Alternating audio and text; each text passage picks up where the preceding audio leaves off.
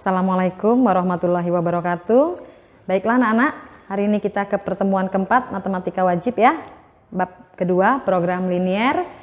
Baiklah, yang pertama materi prasyaratnya persamaan garis, yang kedua adalah sistem pertidaksamaan linier dua variabel. Yang pertama nanti lihat di materi ya. Sistem pertidaksamaan linier dua variabel disingkat dengan PTLDP ya. Bentuknya ada 4. Yang pertama AX tambah BY kurang dari C, yang kedua AX tambah BY lebih dari C, yang ketiga AX tambah BY kurang dari sama dengan C, yang keempat AX tambah BY lebih dari sama dengan C. Ingat ya, bentuk PTLDP ada 4. Sekarang langkah-langkah menentukan daerah penyelesaian. Ada 2 cara. Cara pertama menggunakan uji titik. Langkah-langkah penyelesaiannya langsung nanti dijelaskan di contoh soal. Cara yang kedua adalah menggunakan melihat tanda pertidaksamaan. Sebelum melihat tanda kita harus kenali ada 4 kemungkinan garis pada pertidaksamaan. Yang pertama kemungkinannya seperti ini, yang kedua ini, yang ketiga ini, yang keempat ini. Kalau garisnya seperti ini, maka yang sebelah sini namanya daerah kiri, sebelah sini adalah kanan. Ini juga sebelah sini kiri, ini kanan. Seperti ini sudah jelas, ini kiri, ini kanan. Nah, khusus untuk yang seperti ini, garis yang berimpit dengan sumbu X, maka garis yang seperti ini daerahnya terbagi menjadi atas dan bawah, ya, bukan kiri kanan. Tapi ada syarat. Syaratnya apa? Apabila tanda pertidaksamaannya lebih dari atau lebih dari sama dengan, maka kita harus mengambil DP-nya di kanan garis. Dan apabila kurang dari atau kurang dari sama dengan tandanya, maka DP-nya kita ambil yang di sebelah kiri garis. Ada satu lagi syarat tambahan apa? Ini bisa digunakan hanya apabila nilai koefisien X-nya itu harus atau wajib positif. Bagaimana kalau tidak positif, misalkan negatif A-nya? Maka ini kita kali dulu dengan negatif. Nanti jadi positif, tapi tandanya berubah. Kurang jadi lebih, lebih jadi kurang. Dan kita harus sepakat lagi, daerah penyelesaiannya ambil yang kotor atau yang bersih. Kita ambil daerah yang bersih, alias yang tidak diarsir. Masuk ke contoh soal 1. Yang diminta perintahnya adalah tentukan daerah penyelesaian dari 4X ditambah 3Y, tandanya kurang dari sama dengan 84. Cara menjawabnya, langkah pertama, kalian ubah dulu pertidaksamaannya, tanda pertidaksamaannya menjadi sama dengan. Kalau sudah diubah jadi sama dengan, kita menentukan titik potong. Titik potong supaya mudah, kalian buat saja 3 kolom, 3 baris. Kolom pertama itu titik potong terhadap sumbu Y, X-nya 0, tutup X-nya, maka 3Y sama dengan 84, Y-nya adalah 84 dibagi 3, 28. X, Y berarti 0,28. Untuk yang kedua, itu adalah titik potong terhadap sumbu X. Syaratnya apa? Y-nya 0. Y-nya 0, tutup Y-nya. Berarti 4X sama dengan 84. Berarti X-nya 84 dibagi 4, yaitu 21. Maka titik pasangannya 21,0. Sudah dibuat titik potong. Sekarang kita masuk ke gambarnya. Kita buat koordinat ya. Sumbu X dan sumbu Y. Hal-hal yang perlu dicatat adalah untuk skalanya baik sumbu X maupun sumbu Y itu harus sama. Kalau kita ambil untuk satuannya adalah 7 satuan, maka di sumbu Y juga harus 7 satuan. Jadi di sini skalanya adalah kelipatan 7 ya. 7, 14, 21, 28, 35 dan seterusnya. Begitu juga untuk yang sumbu Y, 7, 14, 21, 28. Kita tuliskan 0,28 di mana? Di sumbu Y. Di sini berarti titiknya. 21,0 di mana? Di sumbu X. Berarti di sini titiknya. Sudah ditulis titiknya, kita hubungkan dengan garis lurus, kemudian kasih nama garisnya. Namanya apa? Nih, 4X ditambah 3Y sama dengan 84. Ini namanya ya. Sudah dikasih nama.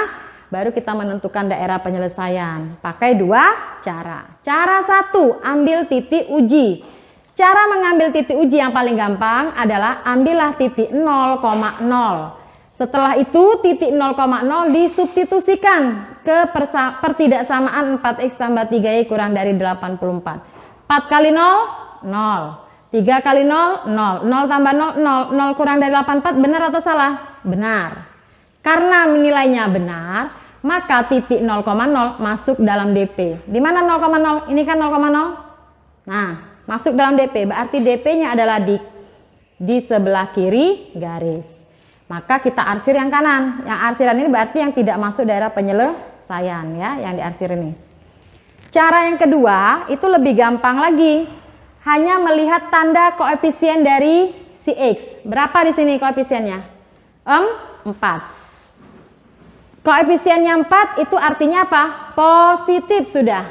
Koefisien sudah positif, sekarang lihat tanda. Tandanya apa di sini? Tandanya adalah kurang dari, ya. Kurang dari ya. Nah, pakai yang aturan tadi. Kalau kurang dari maka DP-nya ada di kiri garis. Sudah, DP di kiri garis, maka arsirnya ke kanan.